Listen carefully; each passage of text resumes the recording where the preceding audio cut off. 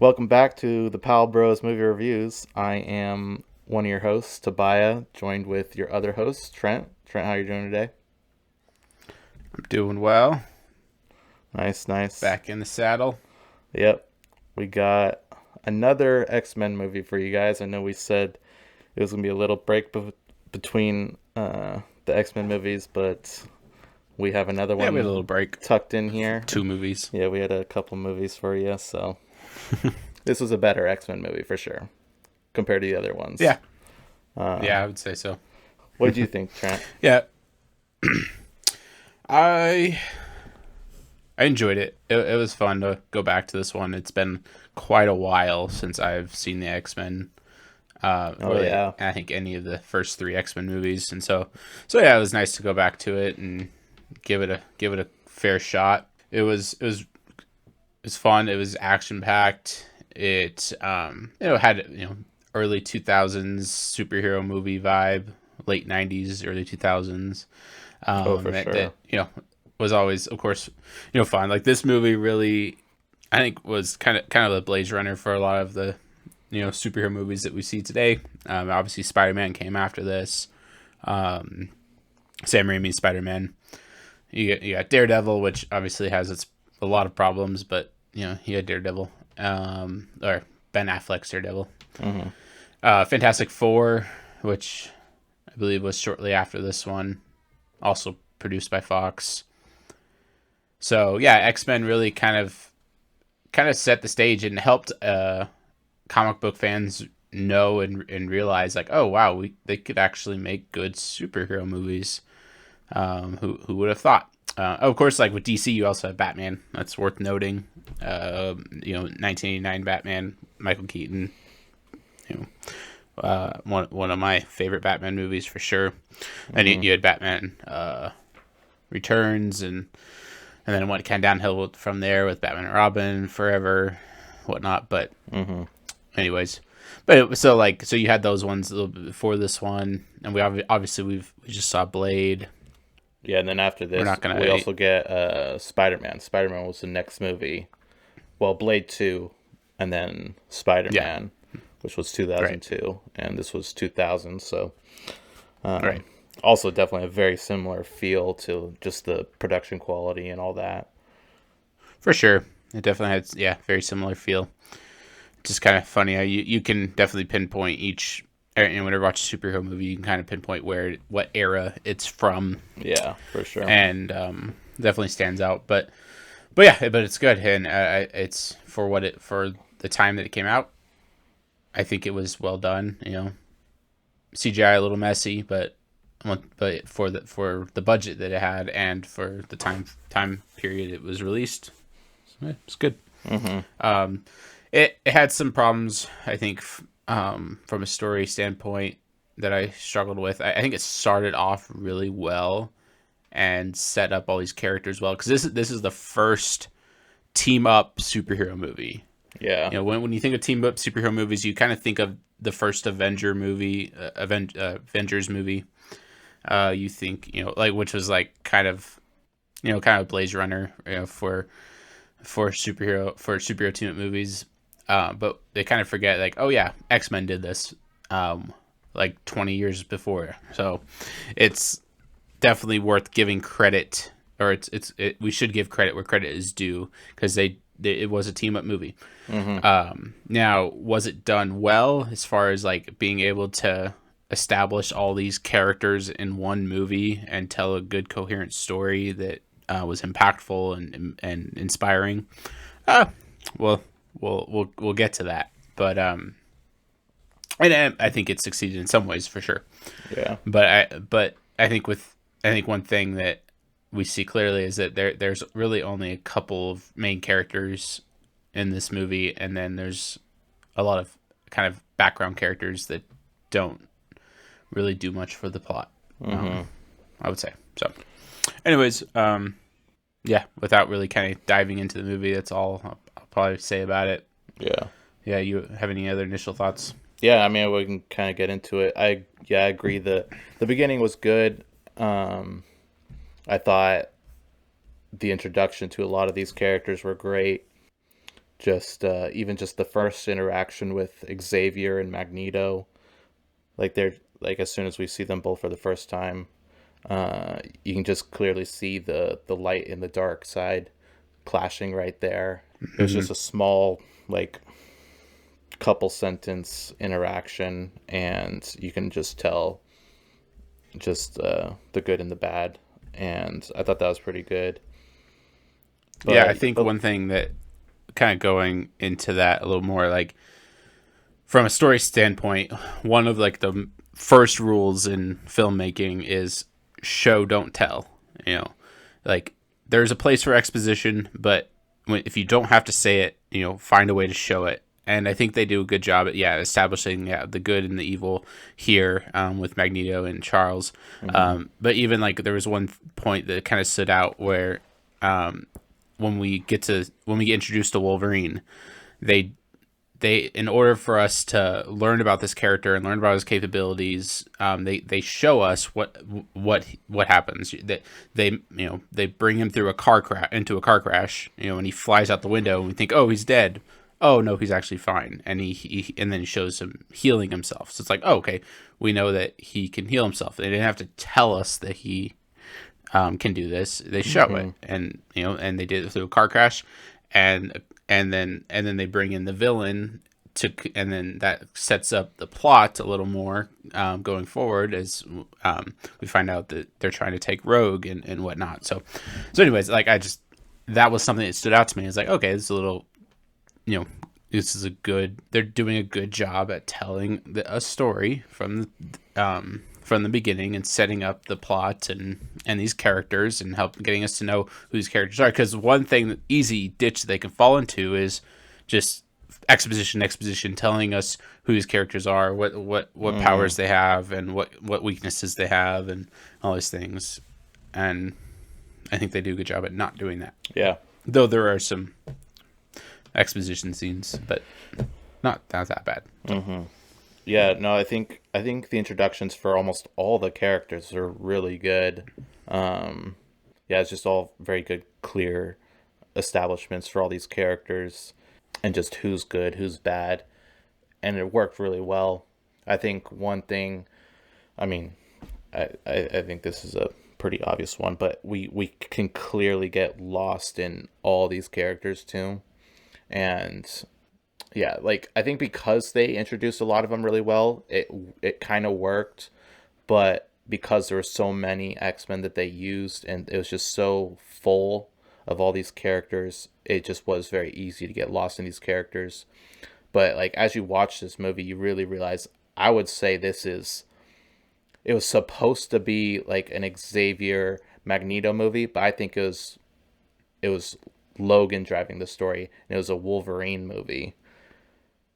I don't know. Well, I'd say it was a Wolverine and Rogue movie. Yeah, Wolverine. Like Rogue was, yeah, absolutely. Kind of driving the plot. Yeah, Wolverine and Rogue for sure.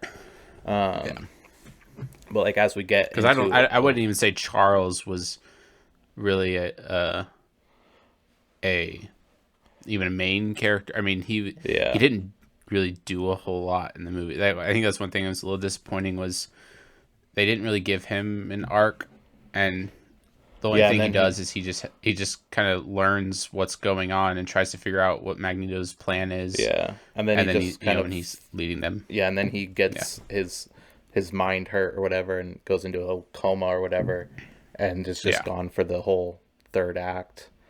But sorry, you are right though, because they start out the movie with Charles. Yeah. So it feels like it's supposed to be monologuing. It feels like it's supposed to be their movie, and then you realize no, it's not their movie at all.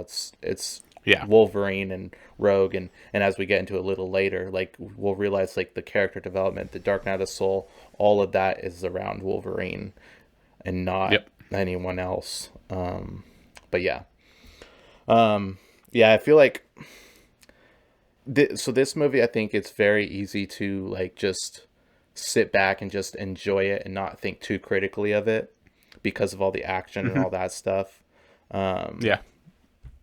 But like when you realize like, and because they did good introductions, you get this. So you get this movie that kind of resembles what have, like, you think about DC in the DCEU in its early stages, where it failed because they were introducing too many characters at the same time. I think the reason that failed is the DCEU did too much with what they had. They had Superman, they had Batman, and they're like, okay, let's just pump out these movies. Not pump out these movies. Let's pump out a couple movies and make us assume that we care about Batman and care about Superman, and so we're gonna enjoy Batman vs Superman. Like, everyone wants to see Batman fight Superman. I remember when it was announced at Comic-Con. I remember when the trailer dropped, and that was a huge deal. I remember when I Am Legend teased it, just years earlier. Okay. Yeah, so it's just interesting that I think what I was saying. So X-Men, the reason they were able to succeed in doing a movie like this with so many heroes all of a sudden is they did good introductions for each character. They made it very action-packed, so people were very focused on that. And so, like, that's what I was saying. Like, when you can really just kind of shut off and just enjoy this movie. And there's, with the DCEU, there's a lot you had to kind of follow to understand what was going on. But with this, it was so fast-paced and just it wasn't too complex. The story wasn't too deep. It was just easy to just sit back and enjoy. But there are flaws, and there are a lot of characters that you just get lost in, and you almost just forget about them. And so it's just, it fails in and I think doesn't really fail. I don't really know. I mean, it's hard to do a movie with so many characters and keep the audience's attention and keep them on track of who all these characters are, especially with this movie that didn't take other movies to do. Like, they didn't do a Wolverine movie and then a Rogue movie and then an Xavier movie and a Magneto and a Jean Grey, a Cyclops. They didn't do all these movies to introduce all these characters. They threw them all in this movie, did well introductions for all of them, and that's what pretty much, man, it was almost, I would say, more than the first third of the movie that was a lot of introductions and kind of getting us caught up and understanding who these characters are and what their motives are and what they want. And so movies kind of fail in that aspect when they do have to, they have to catch us up, or we're just not going to be interested. Right. Yeah, I definitely think that he did a good job. Only they didn't give us too much, and then he set up other movies, a sequel, and then a third movie, and then some spin-offs. It's like they did a good job starting small, introducing these characters. Yes, they focused on only a couple, and they kind of let others fade into the background. But for what it did, I think it was good. Yeah. This was one thing is worth noting is this was definitely a very darker tone than like even just the X-Men typically, how the X-Men typically is. Mm-hmm. Usually X-Men's really bright colored. Xavier has a yellow wheelchair. Wolverine has the the yellow and blue suit. Yeah. Yellow. Well, they made a joke about that in the movie. Right. When he was wearing the black suit. He's like, you guys wear this out in public? And he's like, what would you prefer, yellow spandex? Yeah. But that's what the X-Men are, is a lot of yellow and bright colors, and that was just like the writer, the director saying that he thinks it would be dumb to make it comic accurate, basically. Yeah. Right. At least, for the tone they said. Because, you had the animated X-Men TV show, which was very popular at the time and still is today. Oh, yeah, the X-Men 97. I actually started watching it. Yeah. Well, the new one is called 97. Oh, yeah. Yeah, I guess that's true. I guess it wouldn't have been called 97 or I guess that's back when then. It came out. Yeah. Yeah. So, that's typically how people know how people recognize the X-Men. And so they decide, okay, we're going to go with a very darker tone. Like the whole movie is just a darker tone. Even like Magneto. And that was fine. Like they stuck with, they chose, they chose a tone for the movie and they stuck with it. Yeah. It was even like, there's, a little more violence and, like sort of, I mean, not a whole lot, but yeah, any, aspects of the story that you liked or didn't like. Man, I mean, I felt like I had a hard time reviewing this because I felt like there was not a lot happening. So not a lot to even write about for a while. I mean, until I kind of figured out, okay, this is following more Wolverine and Rogue. So then I kind of started focusing on their story, and and then, I mean, I don't know if you're ready to kind of get into towards the end of the story of this, but I felt like that's where a lot of the good stuff was happening, and where to even talk about kind of that stuff. And I think what you're trying to say is that the pacing was not that great. I think it was kind of off because like I was kind of saying, is like most of the movie was introducing a lot of characters like in the beginning, and then catching us up on who they are, what their story is.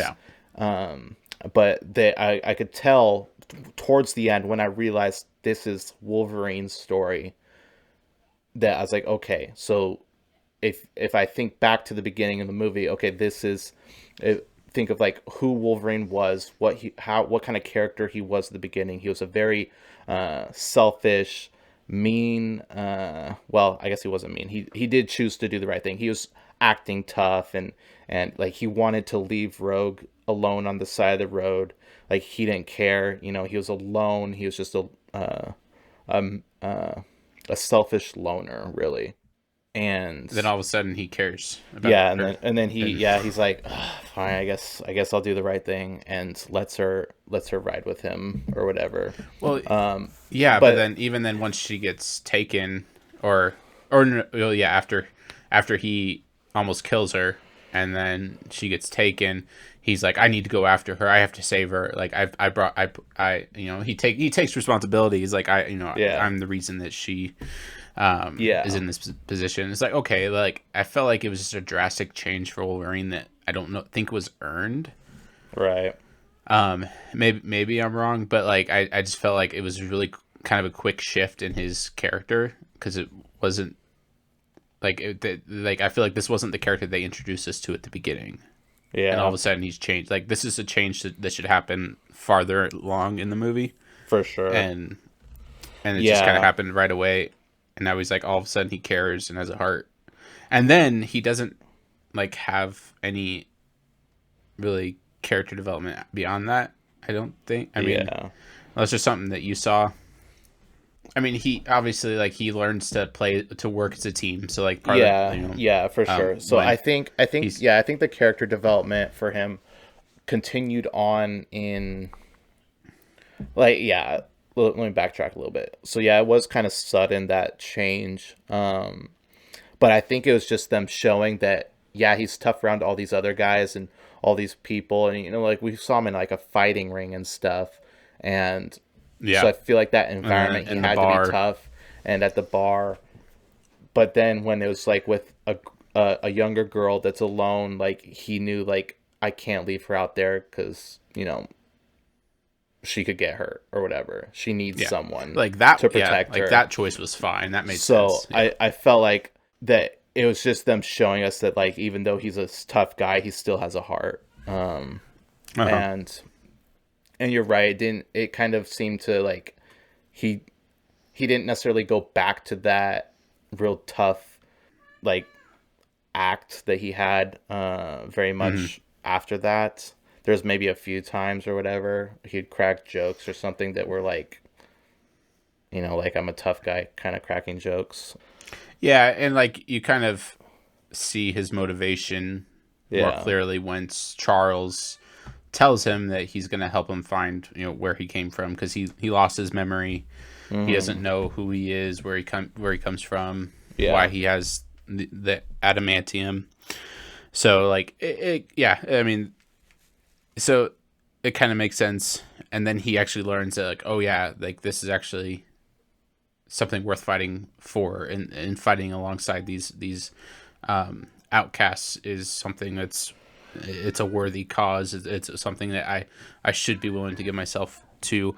But in the end, he's given the opportunity to leave, and he does leave.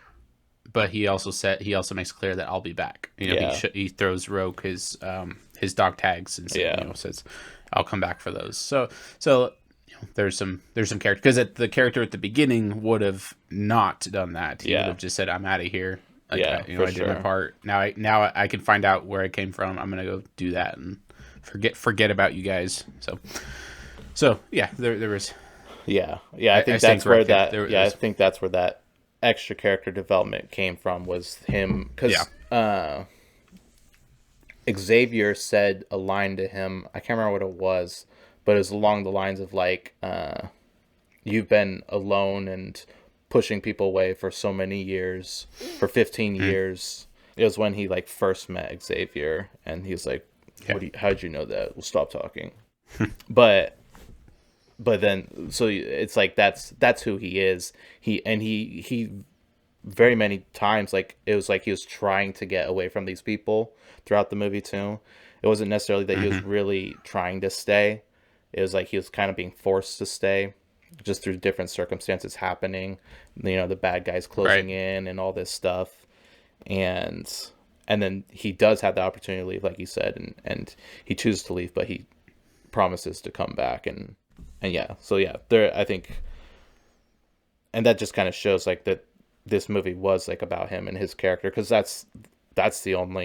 he's the only character that really had a lot happening, a lot of development, and a lot of just all the marks were on his story. Right. Yeah, no, you're totally right. Because even like Rogue, I feel like they set up her character well, because they helped us see why she's an outcast. She kisses her boyfriend, and then she almost kills him, and you can like see the horror on her face when that happens, and then she just becomes more and more of an outcast, and then she goes on her own, and then she gets then she finds Wolverine and whatnot, and he takes her in, and then they go and then they get found by the X-Men and so forth. So like, so there's that, and then she gets brought into this story because Magneto wants to use her powers, which I don't even. Did they explain how Magneto knew about her powers? I think they did. Anyways, I don't know. That was something I got lost in. Was Magneto like giving his powers plan to her or whatever, and all that, and why he chose her? They didn't make all that very clear. Because she has like the ability to channel another person's powers then kill people, and like as a result of that, I think he wanted to magnify her powers, because that machine that he was using, like, it magnifies their powers, it superpowers them. I don't know, super, whatever, super sane. So like he was gonna use that in order to. In order to unlock the mutations in all the senators. I got that. Like his whole, like his actual plan. It was just like the little details of like her, like why her, and I just like, I feel like the writer, like, it made sense for the story and for her to be the one and all that, but I feel like it wasn't very well explained of I don't think it was. How he knew her powers, why her, and how it all worked, like how he was, like how, like, why does she need to be the one using the thing to make all the people mutants? And it just didn't make much sense to me. But no, that's fair. So I don't know. kind of good segue. What did you think of the villains, specifically Magneto? But then you got Sabretooth and then Mystique. So I like. I think he was a decent villain. I don't think he was like super like. We were scared for the heroes. We were, because he wasn't trying to kill the heroes. No, not really. And not so it wasn't like we were scared of the villain. We were like scared that like he was going to succeed in like making all the, basically killing everybody without even knowing it. I mean, his goal was to make them all into mutants, but it was going to actually kill them all. But so like we were scared like in that way, but it wasn't like we were scared of him and as like an evil man or anything like that. It was just like, oh, he's doing something. He doesn't know what he's doing. He's going to end up killing everybody. And, we got these guys trying to stop him. Which is typical of Magneto. That's kind of his usually how he is as a hero, as a villain, because he is close to Charles. They have a history, they have a past. Yeah. And a relationship, like a friendship. And they do a good job at establishing that and helping us see without us actually knowing their past, but we know that they do have one. And so, Magneto doesn't necessarily want to kill Charles, but if Charles were to get in his way, like, he would probably harm him. But I think he does even say to Rogue, like Rogue asks him, like, "Are you going to kill me?" And I think he says, "Yes, I am. Like, I'm going to like." So he is willing to kill the mutants. Yeah. But he doesn't. They don't show that he's like actually really a threat to very many of the heroes.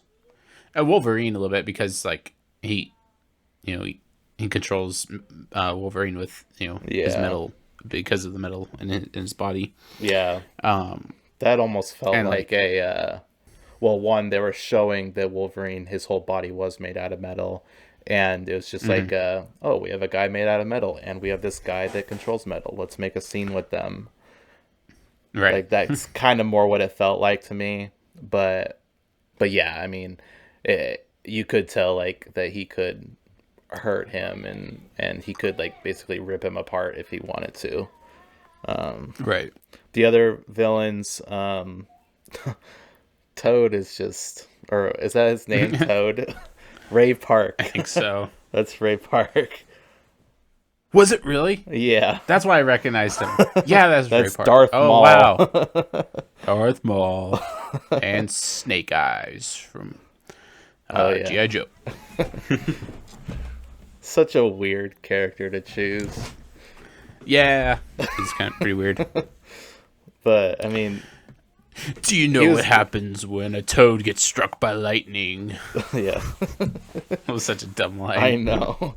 I don't know what does happen of a toad. I don't. Same thing as anything else. Yeah, that was weird. But yeah, but he was. I mean, Ray Park is great. He's always creepy and he's good at being a villain. Right. Can't believe I didn't notice that. I love Ray Park. Yeah. I didn't notice till I saw the credits. I saw Ray Park, and I was like, "Oh, okay." And then it clicked as Toad. That's funny. Mystique, yeah, I don't know. She was just like a pawn, kind of normal, I guess, for her. Yeah, pawn. She's obviously she doesn't have any lines really, except for when she morphs into someone else. Yeah. Oh, that's true. I didn't even realize that. Yeah. So, I don't know. She was just, there as a pawn to help Magneto. She posed a little bit of a threat, especially to Wolverine, because she shows she can transform into Wolverine and even use his metal claws, but it's not as strong of a metal. I actually don't really understand that. Like, but whatever. I don't know. Like, she can just make metal come out of her arms, then I guess. But so like, I mean, she's worth talking about in the sense that she's kind of sexualized. For sure. She has that weird suit that is basically just very like it's about as skin tight as you can get, and I mean, a lot of the scenes that she's in are like dark, and so it's like it doesn't show much, which is fine, but yeah, it's still worth skipping oftentimes. So. Yep. Which is typical of the X-Men movies. Like they always put the women in skin tight suits, and and they show off their figures, which is as we've been talking about in this show. It's not beautiful. It's not glorious. It's ugly, and it's not honoring to women when women do so, and when men publicly make women do so. Only for the bedroom of your husbands. Mm-hmm. Exactly. Wolverine, did he even have his shirt off in this one? He like always has his shirt off in the movie, but I don't remember. Yeah, he did. When he first woke up in the mansion. What's funny is like he didn't bulk up as much for this one as he did for later ones. Yeah. Like you can tell like he's not. Well, this is the first bulky. one, so yeah. Yeah. Yeah, so and like Hugh Jackman's known for not being very fond of the strict diet and workout regimen for getting in superhero shape. Yeah. You have some actors who love doing it, like Chris Hemsworth and whatnot, and he does it for other projects, but like Hugh Jackman, Wolverine's the only project that he's worked on that where he actually has to get big, and he has to bulk up. And, of course, he did Deadpool 3, which is coming out this year, and he bulked up a lot for that one. Logan, he bulked up a lot for, and then like all the other outings. Pretty much after this one, I'm curious to see how he looks in the second one, and then the third. I can't remember. Yeah, I don't know. He actually Origins. Did look skinny in this one. Yeah. And then he had a jacket on pretty much the whole movie. So for sure. So he didn't have to show off his muscles. Yeah. Let's change the subject. Just on villains with Magneto, because he actually made remarks about God and stuff, and how. He was basically saying that he wants to be God because he thinks that mutants are like the ultimate evolution of species of humans. Yeah, and he's saying which was God was being too slow, and so he was going to speed up the process, and saying that he wants to be God and make all the humans into mutants. Because was it Charles or Eric or Magneto who had that monologue at the beginning of the movie? Because at the beginning of the movie, they were talking about that as well, like how mutants have evolved to a higher species than normal human. I think that was Charles. Yeah, it was Charles. Xavier. So it shows kind of a contrast where it's like Xavier does see it the same way. Yeah. But he doesn't think that mutants need to rule over humans. For sure. That's kind of like where Magneto sees it. Yeah.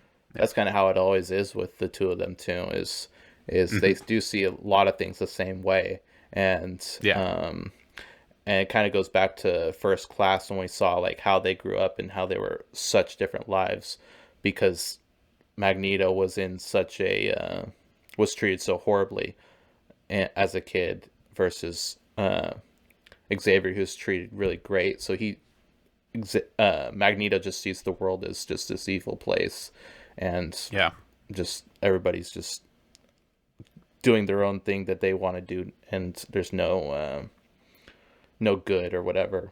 So you always have this contrast of them having very similar thoughts, but I think because of their backgrounds, one chooses one way, one chooses the other. Which, another thing I want to talk about is there was that I never realized that's the first scene of this movie was the same first scene in First Class where he pulls the medal. I never knew that. I guess I've never shot for shot the same. Yeah, I guess I've just never watched the two of those movies close enough together to realize. I also haven't seen this movie in a long time, but yeah. Yeah, the First Class, they use the same scene and then expand upon it and, they use it to add that story. Yeah, it's interesting. Which also kind of showed that the First Class was kind of a reboot of the whole franchise. Where it's like we're kind of doing the same thing, but same characters, but not really. Yeah, for sure. So, well, you even got like major continuity errors and stuff between this movie and First Class, which like I mean it seemed like First Class was supposed to be in the same timeline as this, but with all the major continuity errors, you realize it is kind of a reboot or an alternate universe in the multiverse, right? But like the Magneto's helmet, and he got it for the first time in this movie, but he also got it for the first time in First Class. Oh yeah, good point. Because Xavier he was like, he must have some device to block me from entering his mind. Right. Fury would have known that. Because he had it in First Class. But yeah, also good point. Wolverine, X-Men Origins Wolverine, completely different with Sabretooth. Oh yeah, because he's Wolverine even jokes character. Like, Sabretooth, what kind of name is that? Right. Well, yeah, then they decide to do a whole different Sabretooth and make him his brother. It's doesn't work as far as from a story standpoint. But like Sabretooth in this one is more comic book accurate than the Sabretooth in the other one, for sure. But yeah, it's just interesting that they just, whenever they made a movie like before any of the first 3 X-Men movies, they were just not even related at all. It's just its own thing. Own thing. And I don't know why they didn't ever keep things in line, but whatever. Yeah, and it's like, I mean, most people probably don't care. Like, but but then you have actual fans of the movies and the comics. It's like, we do care. We want a coherent story that's consistent and for sure, and doesn't have plot holes and continuity issues. But all right, whatever. I think we should wrap up the story aspect. Mm-hmm. So we kind of talked about Logan's character development, and then we can kind of get into... You mentioned the Dark Knight of the Soul was kind of his, was him. I'm assuming you're referring to the scene where he's trying to stop Magneto but can't. Was that the Dark? That's the Dark Knight of the Soul. I was thinking it was when Magneto was just succeeding he was succeeding. Like the orb or whatever was actually expanding. He was gonna win. That's what I meant. Yeah. Yep. Yeah, that was definitely. And then Wolverine. So Wolverine's trying to stop, but then Magneto uses his powers to start bending Wolverine's hands, and so Wolverine's now powerless. Like, he can't do anything. Yeah. And he can't stop. He can't save him, and so he needs Cyclops to use his powers in order to stop them. And so, which is some character development for even Cyclops, because now he uses his powers to help Wolverine. He's not very fond of him. Yeah. But it's to save everyone, and so he takes that risk and then shoots Magneto and and then they're able to stop Magneto from accomplishing his plan. Yeah. And Logan was definitely sacrificing himself too. He knew that he very well could die going into to save Rogue. Like, he was sacrificing himself, and his when because Magneto was there, and he was even bending his claws in a weird direction and all that stuff, and he was still fighting for his life to save Rogue. Right. And I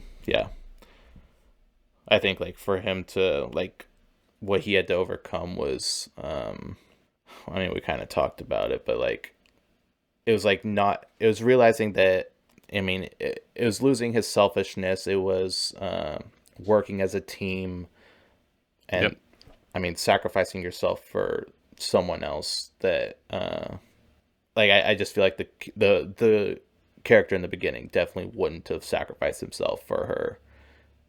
even though like he was being nice to her or whatever. But I just don't think he was like a sacrificial guy, and Good by point. the end he was. Yeah. Yeah, That's true. Yeah. So yeah, I guess they did do a decent job with his character development. yeah. It was just I still feel like it was a little rushed at the beginning, and Yeah, for sure. yeah. And I think that just kind of fell in with just everything they had going on, like, because there was a lot going on in this movie, and so some of the story aspects had to be rushed because of that. So yeah. What'd you think of like the CGI and visuals? It was rough, but Yeah. like I said, for that era and the budget, I think it was a $75 million budget, which is, and by today's superhero movie standards, is very low. But for then, it was probably average. I think it was average. Mm-hmm. And they used a lot of visual effects in this movie, like a lot. Yeah. One thing I noticed was like Wolverine's claws were really well done, especially at the beginning, but just throughout the movie, compared to X-Men Origins, which were they used a lot more CGI for them.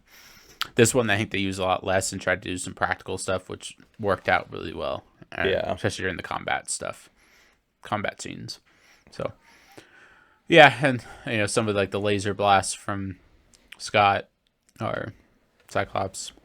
Yeah. A little I think rough, they but did. I think they did keep it a little bit toned down in some of the scenes, almost like they're keeping in mind their abilities with CGI as much as they could, I guess. I mean, because of the type of movie they had to have big old fight scenes and stuff, but I feel like they kept it as toned down as they could. Like, I think they were keeping it in mind a little bit. I think so. Yeah. Music score was good. Yeah, this was set up a lot of the typical themes that we see in the X-Men movies. Magneto's theme, I think Charles has one, and the X-Men theme. Mm-hmm. There were a couple scenes though that I felt like the score didn't really fit well with even the tone of the movie. I don't know. There was just a couple that kind of stood out, and I haven't really experienced that yet with very many of the movies we've watched. But yeah, kind of did. It wasn't bad. It was just a couple. Yeah. Actually, it might have just been one. Now I think about it. So for sure, I don't even remember where it was. Yeah. Did you have any other comments on like the cast or acting? I thought the acting was well done. Storm stood out as like a very flat character, but she was the same way in the other. And was it Apocalypse? Yeah. And I think Dark Phoenix. She just had zero character and just very flat. And it wasn't. I think it was Halle Berry. Yeah, Halle Berry. Yeah, she's a great actress, and I don't think it was her fault or anything. It's just how the character's written. Mm-hmm. But Hugh Jackman did a great job, and all the other actors, Ian McKellen and Patrick Stewart, awesome. Just did an awesome job with the roles that they were given. Yeah, and the characters that were written for them. So for sure. But yeah, and like I said, some of the other characters just were background and didn't do much for the story or the plot, or they were just there as plot devices to move the plot along, but didn't really have much character. Yeah, for sure. So. Do you have any? We kind of talked about the suits and stuff, but comic book accuracy. Mm-hmm. We kind of already touched on it. I think a lot of it was, besides the tone and the suits, most of it is pretty comic book accurate. You got like Hugh Jackman is just a great Wolverine minus the suit. He's got a cigar, he's got his jacket, Yeah. His leather jacket. He's got the motorcycle. Yeah. The claws look great. Yeah. That Cyclops motorcycle boosting scene. That was weird. That was just like pointless. What is happening? Yeah. Yeah. Yeah, that was funny. Yeah. Whatever. All right. Do you have anything else you wanted to touch on? I think that's it. I know this one was this episode for us was kind of a train wreck, but we're both worn out, tired.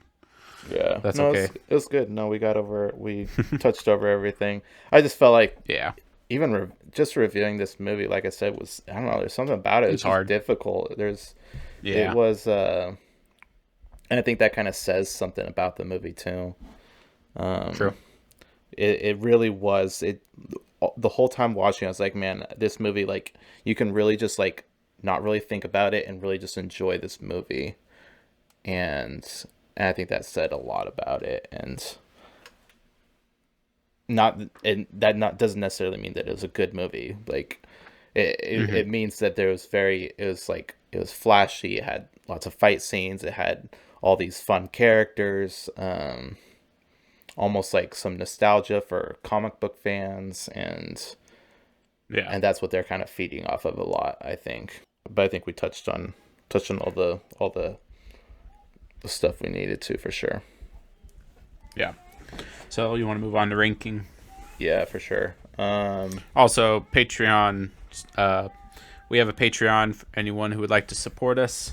It's be just $5 a month. Be able to get our after hours show where we talk about what's kind of going on in Hollywood, and you talk about latest movies. Sometimes we do short, small versions of this podcast and do movie reviews, just like 10-minute episodes. And we also talk about cameos and credit scenes that we see in the movies we watch, especially as specifically for this season as we're going through comic book movies. So anyways, if you'd like to support us and continue to see us pump out content, please go ahead and support us. Yeah, absolutely. And we also you also get access to our main show early. We post it on Monday morning instead of Wednesday morning. So if you are interested and want to listen to our show a little earlier, you can also get that. So yeah. Where were you thinking of putting this one? So since we changed First Class, we've kind of got a 6.7 with First Class, 6.6 with Blade, and 6.4 with the first Avenger. I was thinking about putting it in between Blade and Captain America. I definitely think Blade was better. I kind of feel like Captain America might even be better. Yeah, it might be. That's what I'm wrestling with. Yeah. Because it's definitely better than Apocalypse, but not too much, like a whole lot better. Like as a movie, I just as a story, I don't know. I don't think it's. I think right below Captain America, because thinking back to Captain America, and it had a lot of structure. Yep. Right. Like, it knew what it wanted to be, and it wasn't overstimulated with a bunch of characters. The story was kind of flat, and it was like there was a lot of just non-exciting things about it, and like Captain America not really having any character development or anything like that, and just all those issues. But I just feel like it just worked a little better than this one did. I agree. Yeah, that's fair. So yeah, I would say 6.3. Yeah, I would put it right below it. Yeah, let's do 6.3. Yeah, this was our 10th film, right? That we've reviewed. Number 10. 10. Yep, this is our 10th film. Nice. Nothing above 7 yet. Nope. Hopefully. It might hopefully change soon. Yep. Our next movie is Blade 2. So you can look forward to the sequel, Blade. And after Blade 2, we will have Spider-Man. Yeah. The first Spider-Man. Yeah. Very first Spider-Man movie. Yes. Well, I will just... Except for the TV stuff. All right. I'll just go ahead and predict that will definitely be above a 7. Yeah. I think so. So, anyways. For Maybe sure. it won't be. Maybe you have to relook at it more critically. You might have a different opinion. But I think it's definitely a superior movie to many of the movies we've seen so far. For sure. So. No surprise. Howard the Duck is at the bottom. You said you're surprised or not surprised? No surprise there. No surprise. Yeah. 1.7. That's way too generous. That is pretty generous. All right. I think you guys have probably had enough of us, so yeah. We thank you so much for listening and your support. Yes, thank you. And yeah, we enjoy making this content for you guys, and hope that it helps you think critically about movies and just what you're watching, what you're consuming. That is our goal for making this, is just to make sure that you are glorifying God through what you're consuming and what you're putting in your body through your eyes. And that is a very important thing to consider when you are watching stuff. So yeah. Yep. Thank you guys, and totally. We look forward to next week with Blade 2. See you all next week. All right. Bye.